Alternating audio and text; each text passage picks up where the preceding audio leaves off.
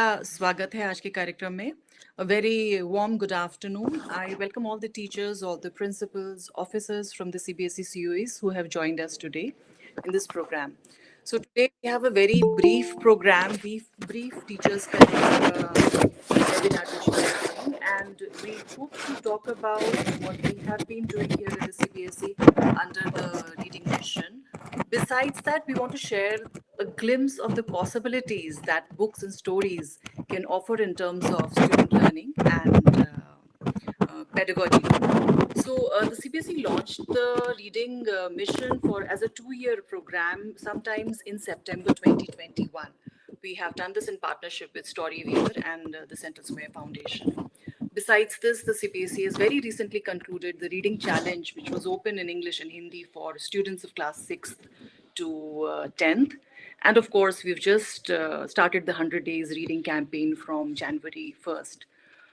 During all these programs, the COEs have played a very big role in helping us connect with teachers and educators all across the country. So as we begin the program, may I request Dr. Biswajit Saha, Director, Trainings and Skill Education. I see Sir as well. Sir, may I request you to thank and welcome everybody here.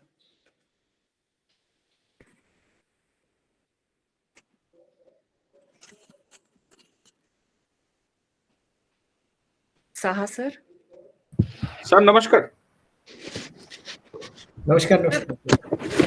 Sir, we've just begun with the program and I was requesting you to address all our participants who have joined.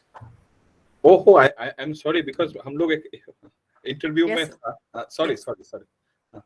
Yes, just give me 30 seconds. Please, sir.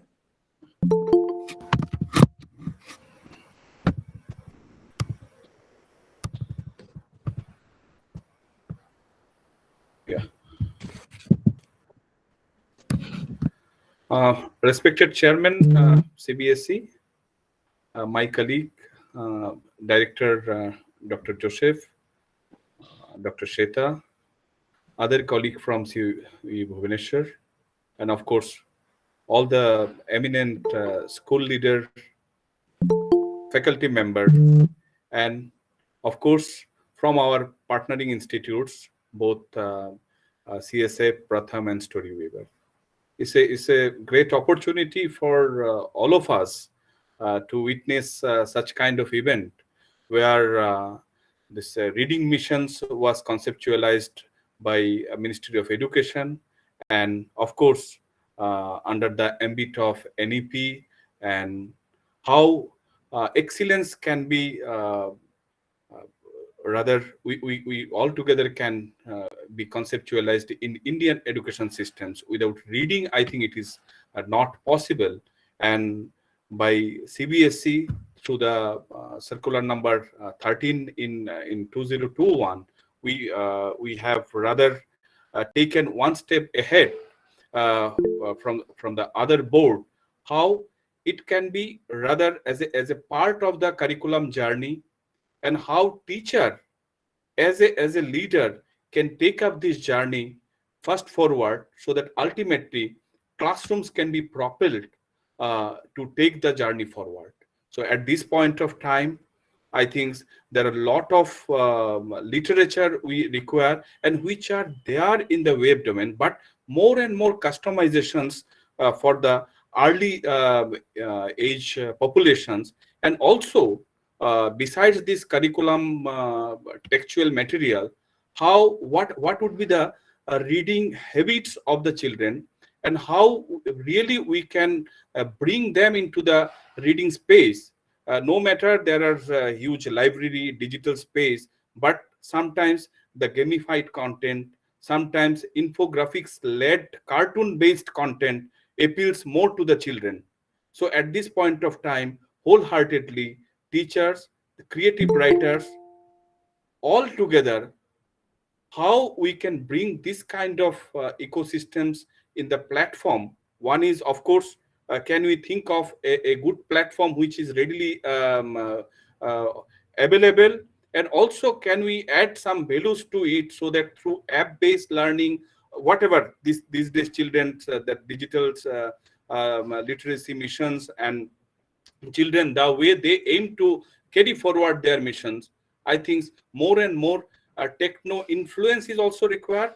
But at the same time, socially, how can make them mixed in the platform? That is also more essential. So that ultimately, with this reading habit, whatever CBSE is aiming gradually, the competency-based assessment and any competency-based assessment, be it PISA, TEAMS, PART, if you look into the questions pattern, even for that matter, our CTET question paper load also gradually, if we look into, I think the teacher's competency as well as children's competency needs more reading load. And without reading habit, I think this is quite impossible to achieve. Otherwise, post-assessment, there would be some newspaper article, CBSE out of the box question puch raha hai, or maybe it is creating some problem. Just to avoid that, I think it is time now in 2022 January, if we take a place, yes, every teachers also gradually enhance their reading load.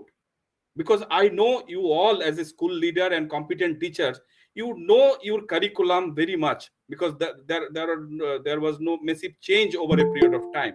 So at this point of time, if we can enhance our reading load, I think gradually we can motivate the children to enhance their reading load. And without this reading mission, it is not possible. So wholehearted participations and support from your end is quite essential. And wherever and whatever way you want CBSE to help you, support you, we are with you. And Chairman Sir has a specific agenda to implement the competency-based assessment with CBSE as per the spirit of NEP. And he has several times asked us to do these things in a positive manner.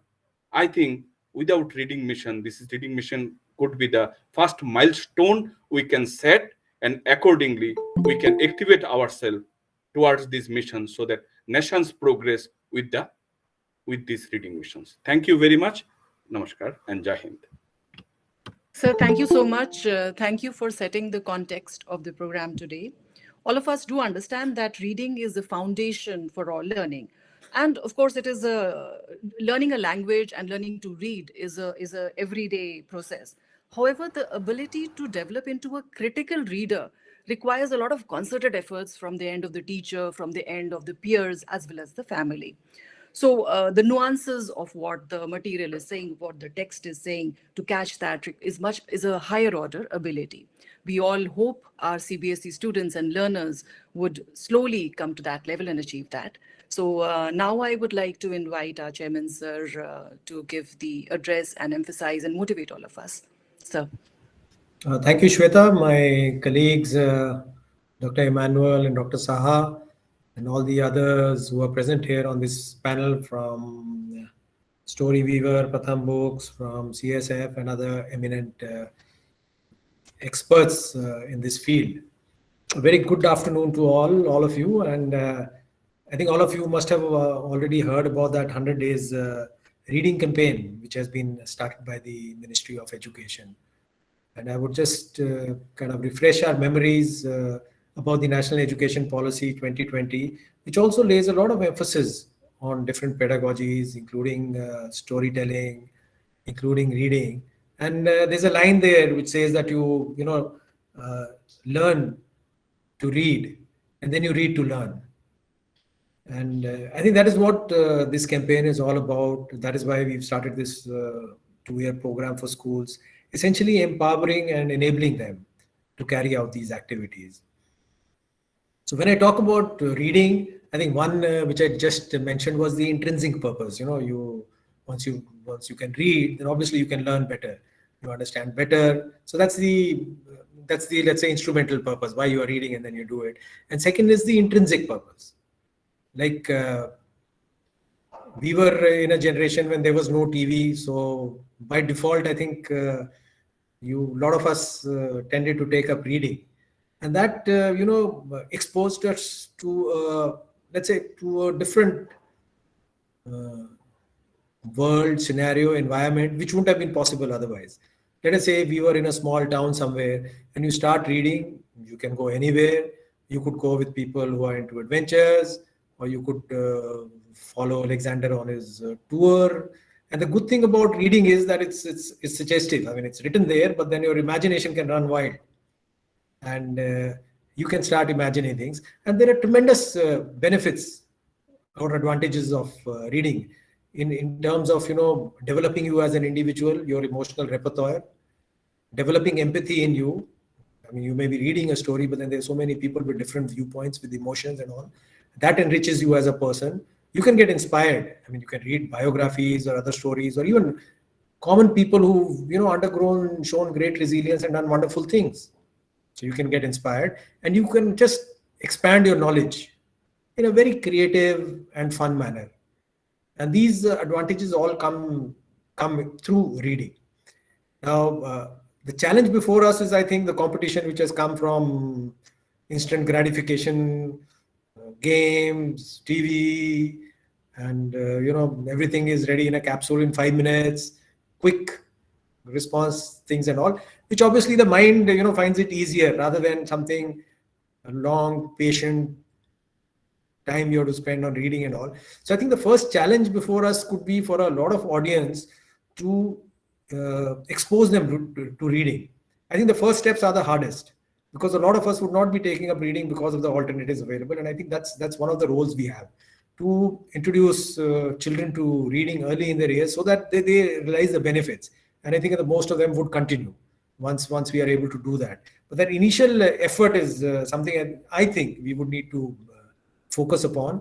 And since it's easier to watch things, and quickly learn things than reading, the teachers have to play a big role. The advantages of, the human mind. When we talk about learning by oneself, I think it's a when you read, you learn, you imagine, you learn, and that's a very active way of learning rather than somebody telling you about something. And secondly, once you the human mind understands things through narratives.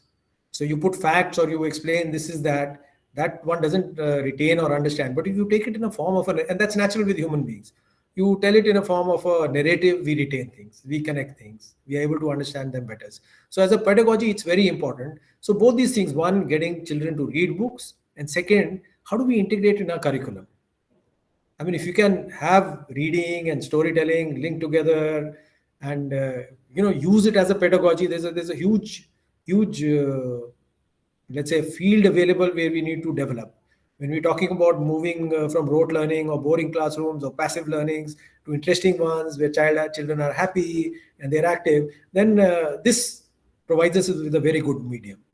And the 2-year campaign CBSE has started with the Pratham books of Story Weaver and CSF essentially tries to provide the teachers with the wherewithal, age appropriate, in different languages, grade appropriate, good material which can be used for this. And this is also, there'll be a round of let's say web connects or programs or webinars where teachers who can attend and then also would like to perhaps know more and learn about how do they actually use these resources. So this is what this is for, and I think we should build it up more. And also, if there are some, we can develop some resources. If teachers want to know how exactly do I use them, it could be helpful and they could see it on their own. But I think there's a whole lot of there's an important need to kind of spread it more, get more awareness, and bring this more to our schools where more and more children read and more teachers enjoy this as a pedagogical tool and make it a part of our classrooms. So that's what we are looking forward to, and there's a very dedicated team behind it who will be helping all the teachers and all others who are connected to this program today. And I do request all of you to kind of make a concerted effort to use these books, to bring it to your schools and make it a part of your teaching learning process. So I wish you all the best. Thank you. Thank you, sir. Thank you so much for emphasizing all the key points. In fact, when you say that stories are easy to recall and remember by students, I remember that the psychologist Jerome Bruner, one of his research suggests that stories are approximately 20 times more powerful than just remembering the facts which are told in a class. So, of course, as teachers, we do realize that stories bring something for everybody. They help us create images, they help us to connect with the learners also. Now, I'll invite Rohini ji to talk more about how stories can be such a powerful tool for a teacher. Rohini ji is a person who wears multiple hats. She's a voice artist, she's an early years educator. She has been a part of curriculum development also. And she has been a very critical element in one of our earlier Teachers Connects program. Highly appreciated by teachers. We got so much positive feedback. Welcome to the platform, Rohini ji. We all are keen to hear from you. Thank you so much, ma'am, and thank you everybody else for having me here. I'm just going to share my screen so that we can go through the slides.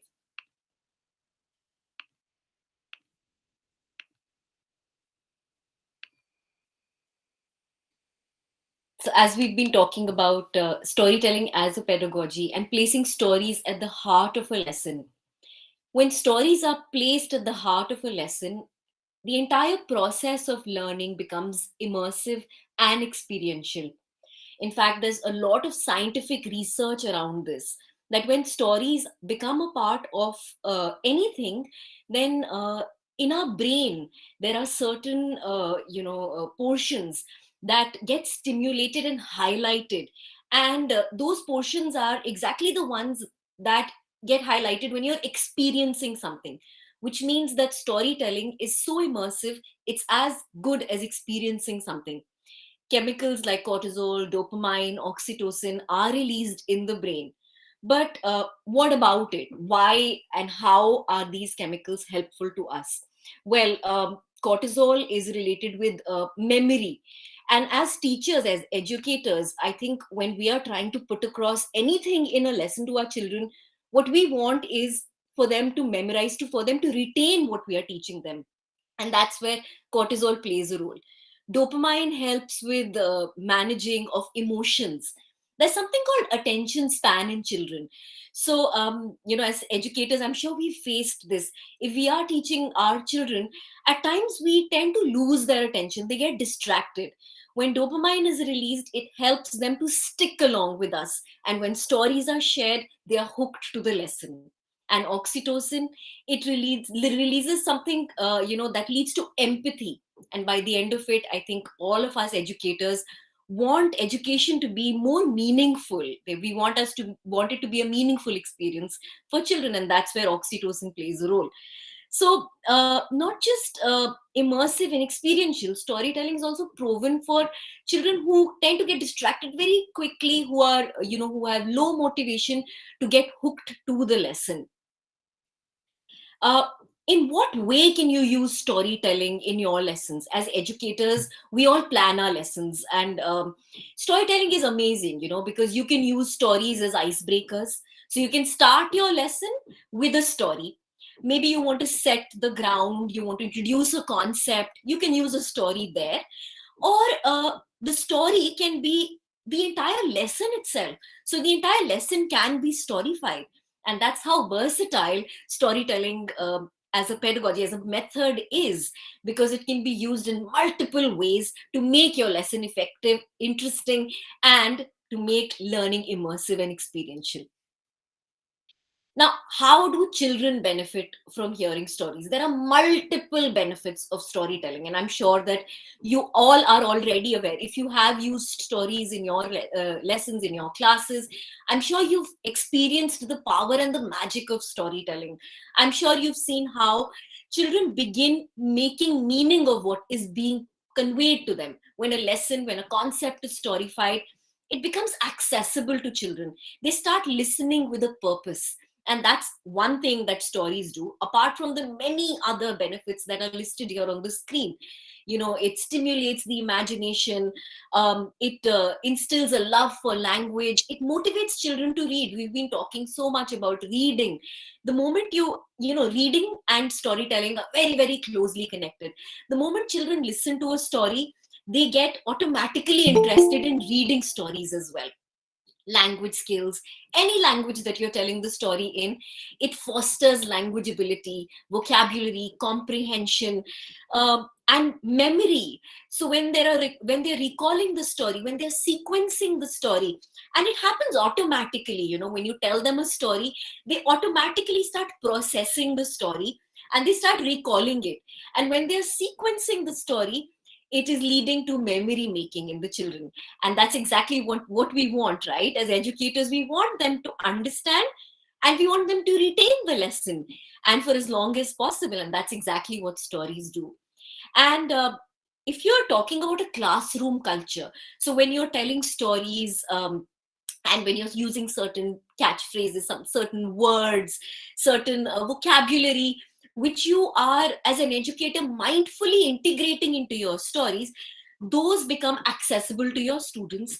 Your entire class culture absorbs those words, absorbs that vocabulary, and the love for language begins right from there.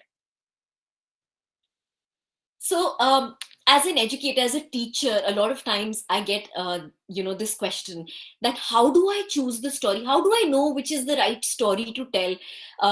What is the process of choosing the right story for my lesson? So, the first thing that I can share from my experience as an educator, as a storyteller, is that always choose a story that you like, something that you feel that you'll be able to tell effectively, something that you feel that children will be able to relate to, stories, characters that children will immediately connect with. Those are the kind of stories that you should choose for telling in your lessons. Also, it should align with what the purpose of your lesson is. What is the aim of your story?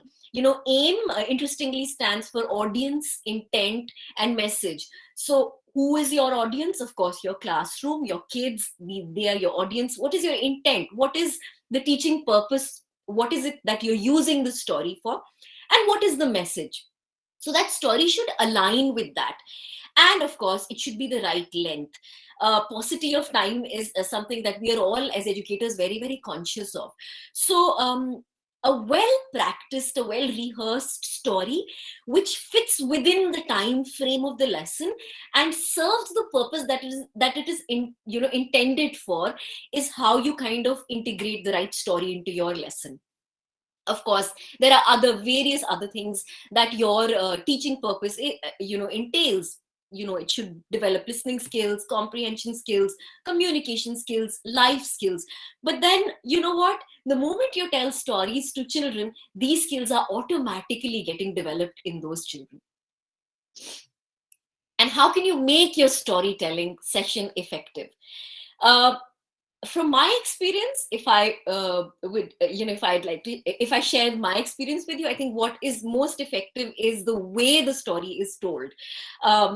Your facial expressions, your voice expressions, where are you pausing, what words are you emphasizing on, what are your hand gestures conveying, what is your body movement conveying, are you making eye contact with your children, are you adding humor here and there? All these are very important aspects when it comes to making your storytelling session effective. And all this works as a package deal. Everything from voice expressions, from facial expressions, to the right time limit, to emphasizing on the right words, to breaking ice properly, to chants that you introduce before the lesson, to the interactive bits that you integrate while you're sharing the story, where you keep pausing and then maybe say questioning your listeners, what do you think is going to happen? All of that works as a package deal to make your storytelling session effective. Another very important thing as a storyteller is your voice. Your voice is your magic tool, and that is what will make your storytelling sessions effective. So I'm going to do an exercise with all of you on warming up your storyteller's voice. So there are 3 exercises over here, and we're going to quickly do these. And of course, once you get a hang of these exercises. You can use these exercises in your lessons as icebreakers with your students. And also you'll realize that when you do these exercises, you yourself will kind of relax before the story, and you'll be able to connect well with your listeners. So the first exercise is hello high, and hello low, and hello fast, and hello slow. So I love this exercise, and whenever I've used it with my listeners, I've received an amazing response. So I know this is one way at the moment, but please try and connect with me when I'm doing this. So we're going to start say the word hello, okay, and in four different styles. So first we're going to say hello hi. So let's do it together. Hello hi. So that's how your voice really travels up. It really goes up. And then we're going to bring it down now. Hello, low. Almost as a whisper, it trails off. And then we're going to say hello really fast. Hello, hello, hello, hello, hello, hello, hello, hello, hello, hello. And now we're going to say hello very slowly, almost stretching the word. And watch me and try to do this with me. Hello.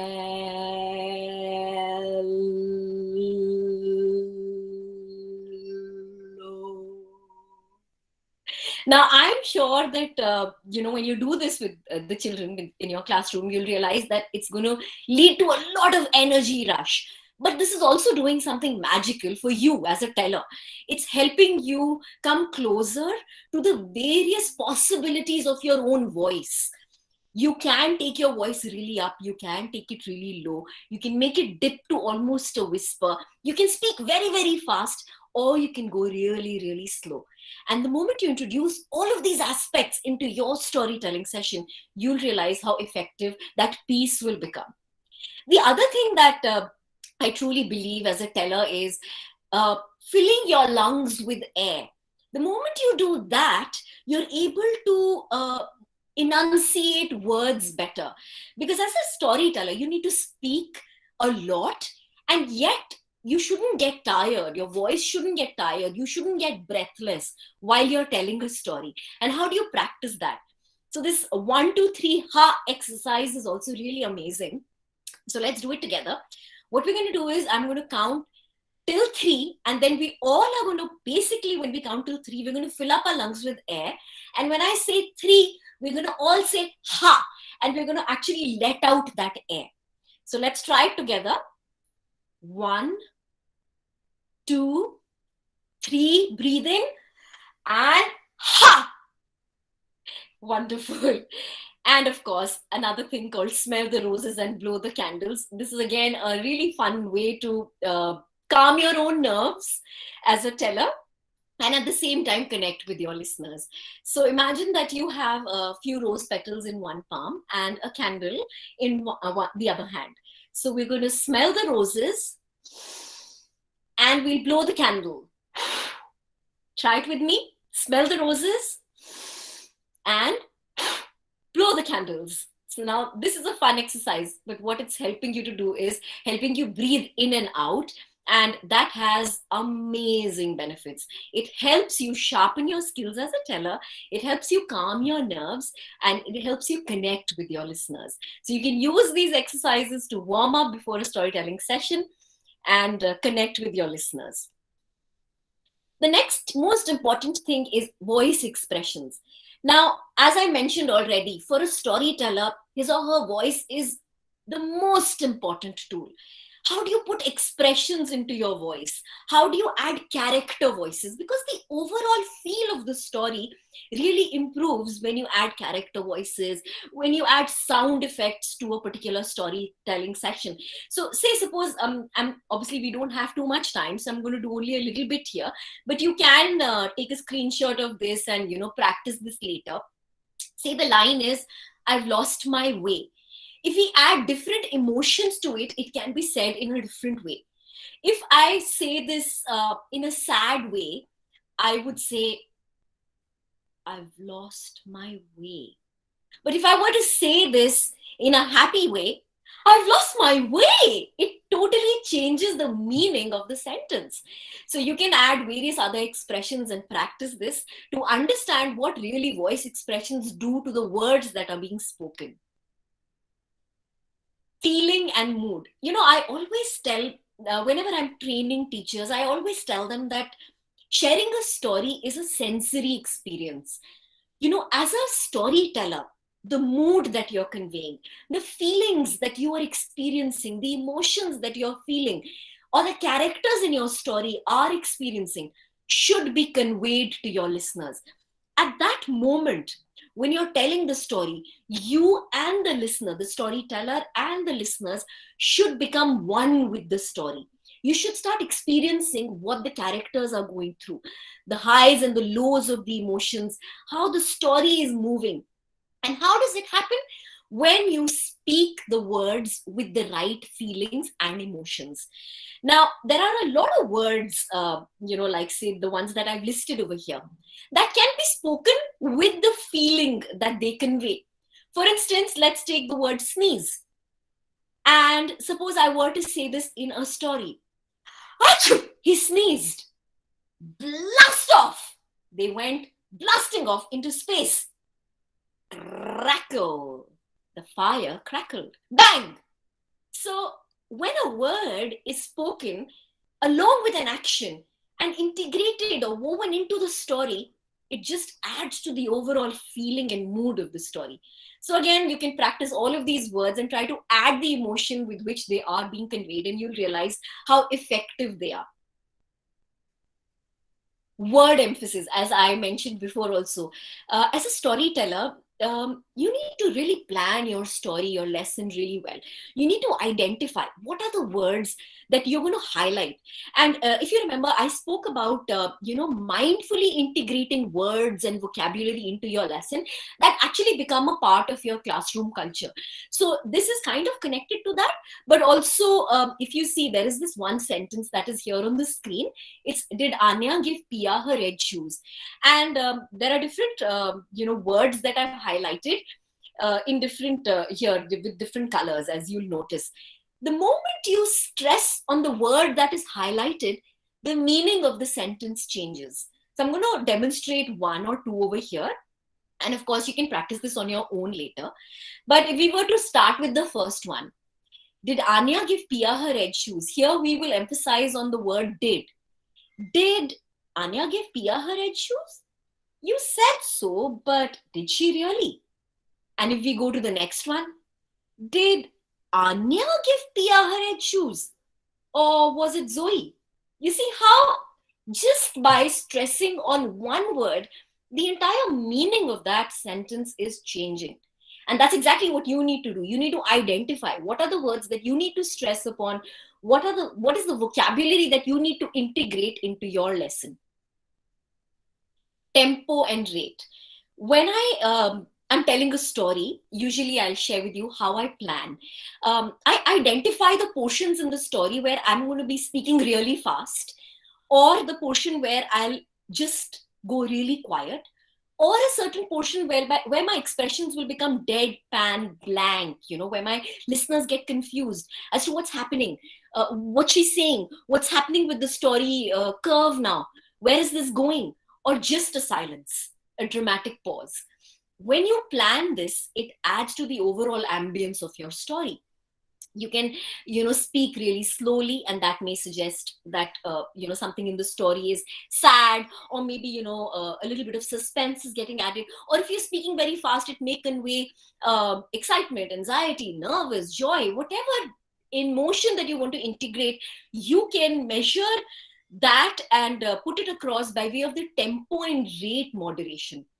To practice this, again, I'm going to just do one over here, and you can do this later in your own time. A very simple sentence here. Schools closed in Delhi today following heavy rains. Very simple sentence. But if it's spoken really quickly, it can be spoken to convey excitement. Schools closed in Delhi today following heavy rains. Or if it's spoken slowly, it may convey disappointment. Schools closed in Delhi today following heavy rain. and at a moderate rate to simply state a fact. You see how just by changing the speed, the pace, I'm changing the emotions with which or emotions that the words are conveying. Pitch, the highness, the lowness of your voice. And also, I get asked this a lot. How do you do character voices? I'm a beginner storyteller. I'm not a storyteller, yet I want to add character voices into my storytelling session. What do I do? So I always give them this example.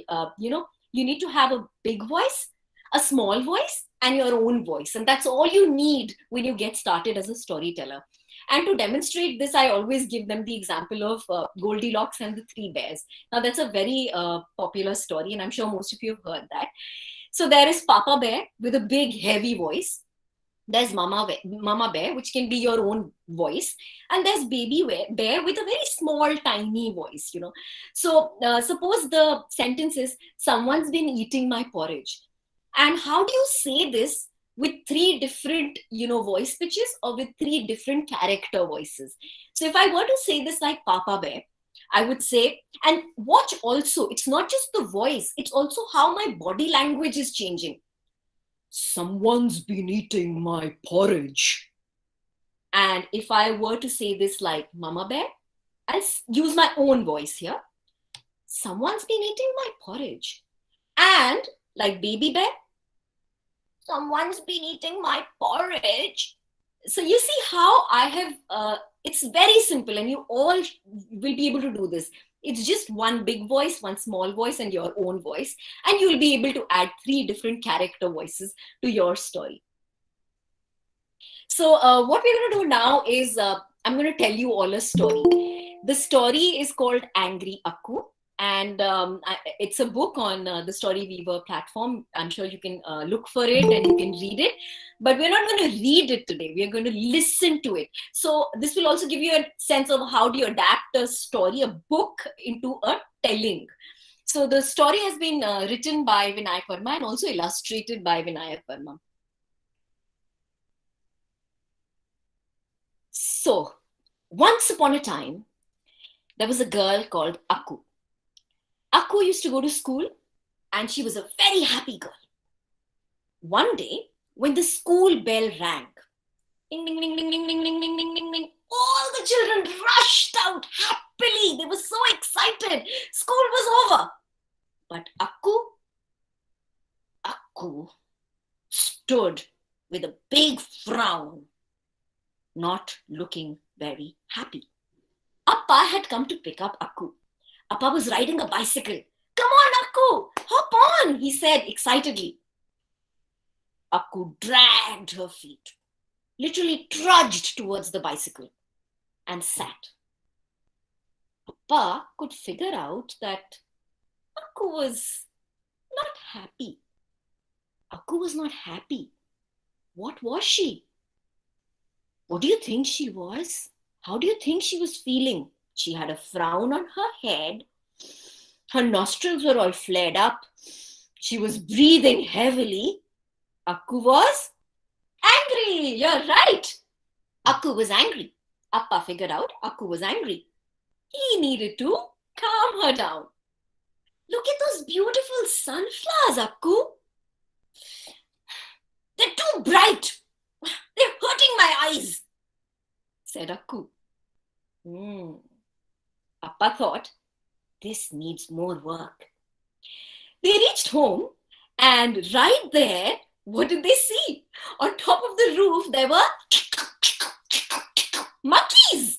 Appa was excited. Usually, Akku loved looking at the monkeys. Akku, look at all those monkeys. Akku looked at the monkeys and she said, "Shee! Go away." Appa thought, this is serious. Okay, Akku, come inside. Why don't you have a glass of buttermilk? No, I don't feel like having anything. Come on, have a sip. It's hot. Just one sip. Okay. She took the glass from Appa and took one sip. And another. And she gulped down the entire glass. She felt a little better. The frown relaxed a bit. Aku, would you like to have a vada? No, I'm not hungry, said Aku. Come on, have one. Okay. She reluctantly took the vada, took a bite, and it tasted good. Mm, uh, very nice. And she ate it all up. She felt a little better now. This was Appa's chance. Aku, what's making you so angry? Is it anything that I said? No. Anything that Amma said? No. Anything that happened in school? Maybe. Oh, okay. Here's a piece of paper and some crayons. Why don't you draw? Okay. Aku took the crayon and started drawing something on the paper. And then she showed it to Appa. This is that stupid brick. That made me trip and I fell. Oh, a rather stupid brick, said Appa. Aku, would you like to draw anything else? Yes. She quickly scribbled on the paper and she drew the picture of a boy. Who's that? This is that terrible boy, Biku. When I fell down, when I tripped on that stupid brick, Biku started laughing. Oh, one should never laugh at anyone when they fall. You must have felt terrible, right? Yes. What else would you like to draw? Aku started scribbling. And she made, this is an idli.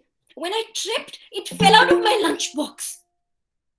Oh, that means you didn't eat anything. No. And Appa, this is a crow. It immediately swooped down and picked up my idli. Oh, that must have been a very hungry crow, Aku. Whatever. And this is my teacher, Amala Miss. When I fell down, she helped me. She held my hand and she helped me stand up. Oh, how nice of her. So good. But then she pinched my cheeks. I don't like it when anybody pinches my cheeks. Oh, that must have hurt, right? Yeah, but it's okay. I'm fine now, said Aku. And then Appa realized that Aku was feeling much better. Aku, would you like to draw something for Amma? Yes, look at this beautiful white mouse that I've made. And the coconut trees and your bicycle, Appa, and the sunflowers and the monkeys. Soon, Aku forgot all about being angry. Aku was happy.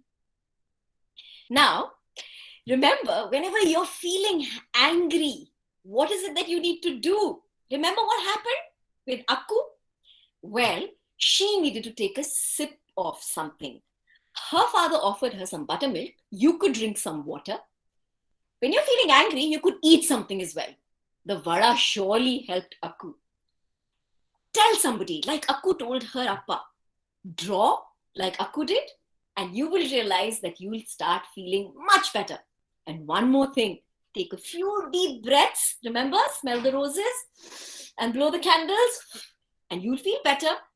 And one more thing that really works, do a happy monkey dance and you will realize that you're not angry anymore. So that was the story of Angry Aku that I wanted to demonstrate to you. Let me just share my screen one more time and take you through the rest of the slides.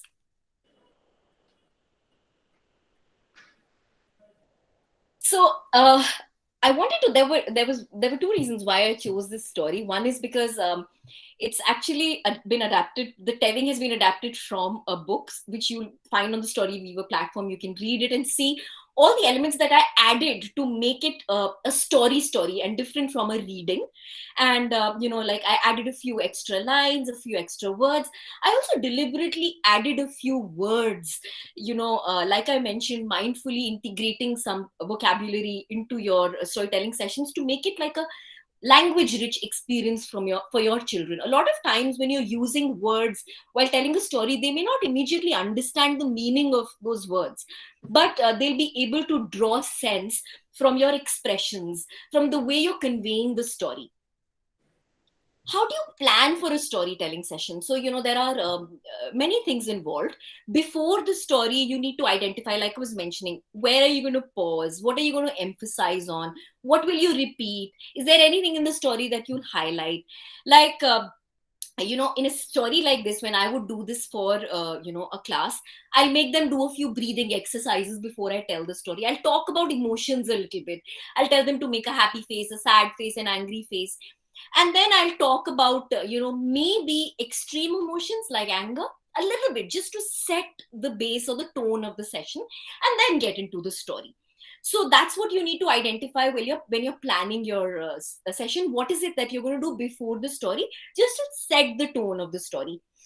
During the session, what is it that you're going to be doing? See, something that's really important is eye contact with your audience. It's very important to keep looking at them when you're telling them the story. Look at them, look for reactions. When you're doing this in a physical setup, it's easy to do, because then as a teller you can move around. When you're doing it in a virtual setup, you can still set your screen on a gallery view and look at the listeners, see how the children are responding to your words. So it works either way, but make sure that you're connected with your listeners. Show excitement. Also, become one with the characters. So when I was portraying Akku, I was frowning, my fists were like this, and I was breathing heavily. I was thumping my fists onto the table to show that she was angry. And when I was portraying Appa, I was usually very calm. I was also, smiling here and there, like an adult would do, just an adult who understands what the situation is, and an adult who takes charge of the situation stays calm. So that's exactly how I wanted to portray that character, and Akku, of course. So you need to understand what the characters are going through, become one with the characters, and only then will you be able to convey the emotions effectively. Engage with the students. You can pause in the middle. Like I said, Akku was feeling, she had a frown on her head, her fists were like this, she was breathing heavily, she was, and I gave a pause, and then usually wait for the children to say angry. So engage with your students. Have a few portions where you repeat stuff so that you get an answer from the students. Sensory details become very important when you're telling a story. What could she see? What could she feel? What could she taste? Obviously, don't add all of them together in one place, but then make sure that you are adding enough sensory stimuli in your story to make it an effective one. And props, like right now what I did was I just used a few drawings, and I brought them to the screen because they were important for this particular story. A lot of times I don't use anything, and I just use my voice, because I feel that my strength is dramatization. But if you feel that your strengths are craft, and you like to make props, then go ahead and use what you like. When you're done with the story, what is the engagement that is required? Talk about the story. What do you think happened in the story? Why do you think Akku was feeling so angry? Has this happened with you also? Is it good to laugh at anybody? So do you think that Akku was hungry, that is why she also became more angry, because the crow stole her idli? So encourage children to talk about what they have observed. How do you think she was feeling when she fell down and Biku laughed at her? What do you think happened when Miss Amala helped her up and then pinched her cheeks? Has that happened with you ever? Do you like it if somebody pinches your cheeks? Try to help them identify with the characters. When they do that, they'll feel close to the story and the characters, and they'll understand the story and the lesson effectively and well. And of course, you can extend this to, can you think of any other ways to end the story? What do you think happened the next day? What do you think happened when Amma came? Akku was more calm when Amma came, and she related the entire, day's events to Amma. So you can add this to sort of help build their imagination after the story. Talking now about storytelling in a digital space, I did mention a little bit, but given how we are, telling stories and doing our lessons in the virtual space now, it's important that we are able to connect with our students, even though we are not physically in the same space. And it's absolutely possible. When you switch to gallery mode, you can see their reactions. Again, another thing that you need to do is make sure that you're neither too far nor too close to the screen. You should be able to, the children should be able to see your hand gestures. They should be able to see your face. If you're too close to the screen, they'll miss your hand gestures. And in storytelling, body language plays a huge role. So make sure that you're placing your screen in such a way that you're visible, at least from your face to your hands, your torso. So that is visible to the students. Backdrop should not be distracting. A plain wall is always obviously very good. And make sure you have a source of light in front of you so that your image is sharp. And also, another thing that I always say is that have one hand span just above your head. There shouldn't be too much headroom. There shouldn't be too little headroom. There should be just right amount of headroom so that there are fewer distractions. Children are able to focus on you. So that's about it for now. I hope I have conveyed at least a little bit of how to integrate storytelling in your classroom and using storytelling as a pedagogy. Thank you so much. Thank you, Rohini ji. It was a fantastic session. I would also like to let you know that across our COEs, we have specially requested those teachers to join us who are passionate about storytelling. So I'm sure they are taken a lot of strategies, a lot of tips, a lot of exercises from you to emulate and figure out their journey in this in the storytelling pedagogy. Also, I think this is an appropriate time to mention that the CBSE has a course on storytelling pedagogy, and all of you are requested to go on to the YouTube where the details of this course are listed there. So whoever is watching through the YouTube channel, please make sure that you look at those details. I also want to emphasize that stories are not only a pedagogy for our junior students, they can be beautifully used for our senior classes also. In fact, I'm sure you would have come across the movie Don't Look Up, which is currently a rage on the Netflix, and it depicts the way scientist works. It depicts about comets and meteors in such a beautiful, beautiful way. Such a powerful medium to use in your classes. Also, another example could be probably the atomic structure, which is a very abstract concept for classes 9th and 10th. Now, it's important to trace the historicity of how the atomic structure, the scientist came to conclude how that structure evolved over a period of time. So when you talk about how one scientist, what were the various things he or she said about it, and then how those were refuted and the model revised, that also brings a lot of rich background data into your classrooms. Anyways, so this continuing with the session, I would also now like to invite Dr. Vasanti Tyagarajan. She's the founder principal of Shishya School, Husur. And Vasanti ma'am has been a part of many of the RCBSE initiatives as we've rolled along. And she's a very, very important resource person for us also. She leads a number of programs. So ma'am, I would like to invite you to share your views, how you have been adopting the 100 Days Reading campaign in your schools, what your children have been doing under the CBSE leadership. Good afternoon, everybody. Thank you so much, Dr. Shweta Singh.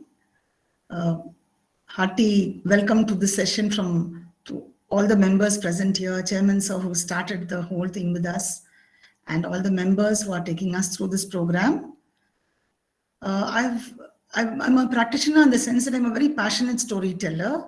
In fact, the CBSE program on storytelling, I do it for COEs, and it's something I just love. And if I can get my presentation across, I'd like to share some things, a little bit of my experience where we started with the CBSE's 100 Days Reading campaign. More importantly, as Dr. Shweta mentioned, during my Fulbright journey, I also found in the University of Maryland at College Park that a course which I had taken up was all about storytelling. And my mentor, Dr. Joseph McCaleb, used to keep that audience spellbound in that course. We had students from engineering, from medicine, from the police force who took short-term courses at College Park. The hall was full of 200 plus people in that course. And it was, you can imagine the power of the storyteller. And here, what we did as an initiative was we had an issue, and maybe problems are solved through a little bit of thinking from our side. Our parents in the online classes, especially kindergarten, we have parents who can't read English at all. And in online classes, how much can we support?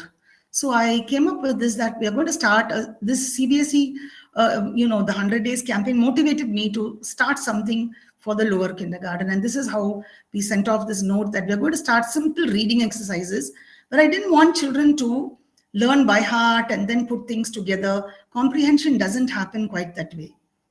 So I just designed this, which I'd like to show in the following slides, where I ask the parent, if you can go to the next slide, that's where I designed this very short reading piece, and I recorded my voice. We can't play it now because of some issues, but I read it myself, and I said, play it to your child 2-3 times over, listening to my voice, maybe 4 times over, and see if that child in that lower kindergarten, 3 years plus, can read on their own.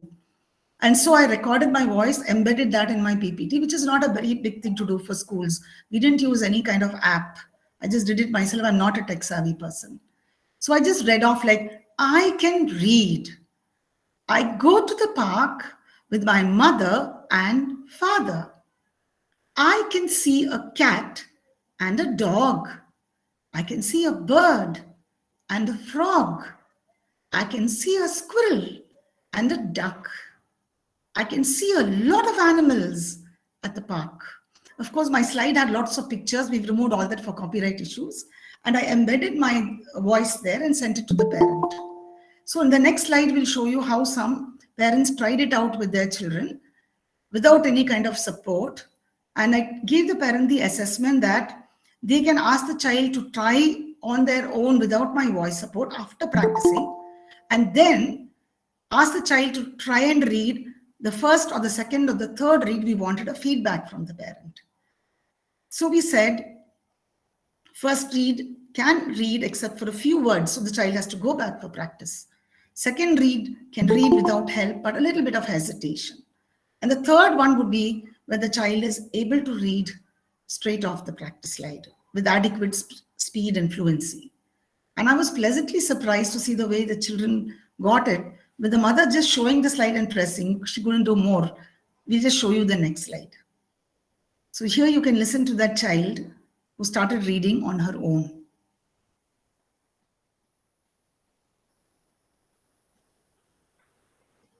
If the voice is heard, I hope it can be heard.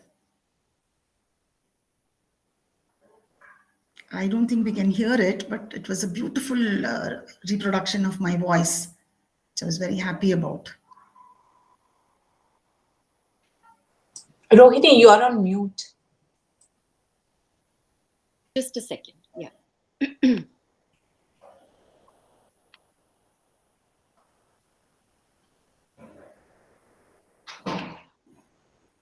can read. I go to the park with my mother and father. I can see a cat and a dog. I can see a bird and a frog. I can see a squirrel and a duck. I can see a lot of animals at the park. So this child was able to do it independently, and we thought this is very encouraging. The next thing we tried out was a grandmother. She's actually a gynecologist, but a very passionate grandmother. So she started reading aloud for her grandchildren. Due to the paucity of time, they're not playing that, but the children loved it. She read out the story of Little Red Riding Hood. And she obliged, though she's busy with her clinic and all that, I requested Dr. Nayak to come and do it for me. So this is another sampling of how we started using grandparents to come into the reading picture in the school. Yeah. And this is a little poem that I wrote, because I write a lot of poems on my own. And I use this again for the lower classes. And I had one child in grade 2 who said, I'm not going to say it with the rhythm like you did. I'm going to try and sing it with a beat. And so he just decided to do it on his own. You can just listen to how he created his own beat with my poem. This is Nathaniel. You can listen to him. Hey kid, I can see the clown. Can you see the clown, kid? Jumping up and down. Can you see the clown? See him in the town, kid. Can you see the clown? He wears a coat of brown. We like this clown of smiling, not a frown. Of course we can be like a clown. Hey kid, go play with the clown. Go play with the clown, kid. Have fun with the clown. Have a smiling, not a frown.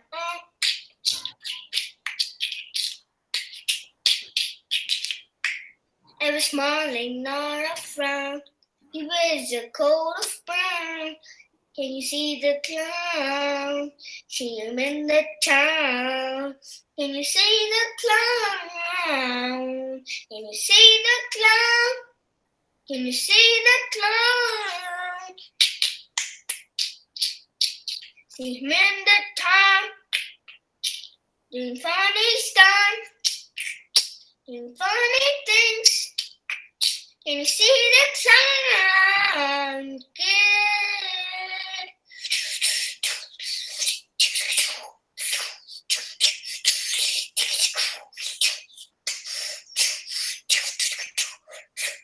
So we did some, he calls it box beating, or I don't know what it is. So he said, no, I'm going to read it this way. These kids are so tech savvy. This is box beating or whatever. So he used his own sounds and he started singing this for us.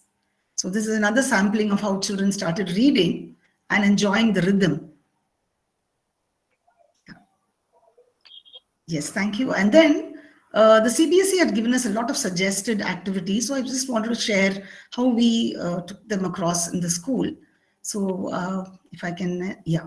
So the first week, as suggested, no, we gave a lot of reading resources to our children, gave them some suggested ones where beautiful stories were available across ages. And we told them that every child should at least read one book and tell us about it. And we requested adult members in the family to also be present. So this was lovely instruction that the CBSE had given us to take this through very well. So Dr. Shweta and team should be congratulated for also supporting us to kind of, with strategies that we could possibly use. So this is what we did. And a lot of children started reading out. I can show you some work that they did after that. Yeah. Then we had family stories on week 2. This the children loved a lot because they sat with their families. It was so personal. When we told them, write about your families, try to cull out your own family photographs, and then read out to your children, classmates. So the children wrote a lot of such stories. I've just selected one or two because of the paucity of time on the presentation. Yes, you can see one child with a family and how she wrote her own story and in class 6. So that was her part of it. Yeah, next please. And then we asked children to illustrate a favorite scene from the story or a favorite character or a reason why you like that character. This we all do when we teach literature, but this was where we specially use the reading challenge week 2. And you can see in the following slides some of those presentations. So here are some children who wrote that, illustrated and explained. So it gave a lot of scope for the children to actually explore a lot of creative thinking. Maybe they brought in problems, so problem solving. They brought in dinosaurs which don't exist, but children still feel there are dinosaurs around. So we let them be there in their own world. You can see many of them clinging on to dinosaurs in that age. So these are some samples. And in the upcoming weeks, this is what we are planning, that in week 4, we'll ask students to take any short story and the summary could be recorded and sent. And reading poetry, we've given them Reading Rockets as a beautiful source of poems right from the lower kindergarten to grade 12. It's very grade appropriate. So children can select on their own and try and read poems. And we hope that teachers will also embed samples of poetry for them. Yeah, the next one, please. This is what is very dear to my heart because in Tamil literature, we have lots of novels of the past which have been lost on children. because the curriculum and syllabus simply rushes them through. So this is one beautiful Parthivan Kanavu, which you can see on the right-hand lower side, and translated by an American Indian, Nirupama Raghavan. She's just about, 13 years old. And she decided she must know something about Tamil literature. She got someone to tell her the story, learned Tamil, and she translated Parthiban's Dream. I bought the book because though I'm a Tamilian, I can't read my language. I was never placed in my own state of Tamil Nadu. But this is a rich culture. And this is one of the most beautiful books I read. And this girl motivated me to get into the other books. And many of them are now coming into English translation. So we're trying to bring this era of the past, rich literature of Silapadikaram or Ponniyin Selvan. These are books that have been lost out. And we want that culture to come back into our classrooms through the reading weeks that you have given us. It's a wonderful opportunity to start exploring our own rich culture in Tamil Nadu. And again, if you look at Bharatiyar, the great poet, and his poems, Avayar, the lady on the left-hand side, who has embedded Tamil literature and Tamil culture and ethos with her value systems through stories. We wanted this Avayar to come back. And many of our chief ministers are great writers who began life. Like you can see Mr. Annadurai, you can't read Tamil, so I have to explain and point out, this is Mr. Annadurai. And that would be Mr. Karunanidhi, our former chief minister, all powerful with the pen. So these are the people who actually evoked audiences through the power of the pen. So these are we want to revive that classic literature, which is getting lost with our children in schools in Tamil Nadu. Yes, please. And we also thought, how about those incurable romantics when we went with Gone with the Wind and Margaret Mitchell? Many of my children have not read it, and I said, you take it, you'll never put that book down. And there are nail-biting thrillers, which I still have in my home library, which I bought during my college days. The Alistair MacLean's, which went into Where Eagles Dare, and a host of them, Arthur Haley's and Airport and other things. I want to revive all this for our children. And we're going to use this opportunity of CBSE to ask children to start reading these books. They must, because they're all into the latest. They should be revisiting these classics. So these are some of our plans. Now we are trying to use different media. Teachers are trying to use alliterations now. A lot of poems are going to come on now with voiceover. These are plans for the days to come. We're trying to have hot seats like we did for the Mariner and Julius Caesar. We want to get characters on a hot seat. And there's something called a recount, which is an offshoot of a lesson. Enacting poems like Ode to the West Wind lends itself to a lot of body kinesthetic. And when we teach that through the 4 seasons and get children to play that, I think that's not a complicated poem. The Song of the Rain by Gibran. We're trying to use all of these opportunities now through the reading week to get children. And then art integration, definitely part of the NEP is going to come alive with reading now for us. Visualization is very common and we all use a lot. We're trying to get authors to be interviewed if we can, because a lot of authors are volunteering to come and speak to children these days. Yes, please. And these are some strategies like catch them young. So we're trying to start off with kindergarten. The sample I showed you, simple reading. We're trying to bring in stories now with the sequence.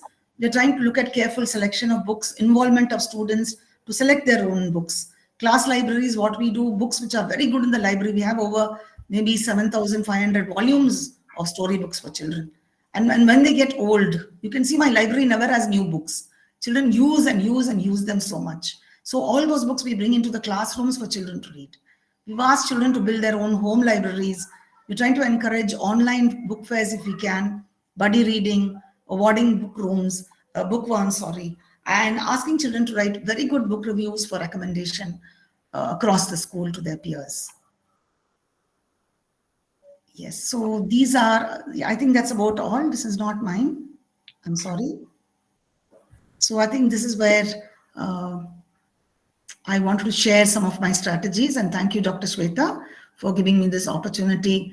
And we truly enjoyed it preparing this because everyone in the school was excited that Dr. Shweta had asked us to do a presentation today, and we culled across a lot of practices, but due to the paucity of time, we couldn't play the videos where our children did a lot of their reading demos. Thank you so much. And Mrs. Rohini, your program was one of the best I've ever seen on reading. Thank you. Thank you, ma'am. Thank you, Vasanti ma'am. Gratitude from our end for documenting and sharing the practices which you have been doing in your school. I think this is a testimony to the fact that it's just not talk. In fact, when these strategies are put into action, then only the magic starts happening. So we've stretched our time instead of finishing at 4. I think we've already superseded the time limit. So I'll bid adieu. And with a big thank you to everybody. Thank you so much. The Thank link for the feedback form is also being shared by the training units. And we hope to do many such similar Teacher Connect in the times to come. Namaste. Dhanyavad. Thank you so much, Dr. Shweta. Thank you. And thank you to Archana and Ronak and the team, which actually got me ready for this presentation. Thank you so much for your support. Thank you. Thank you, ma'am.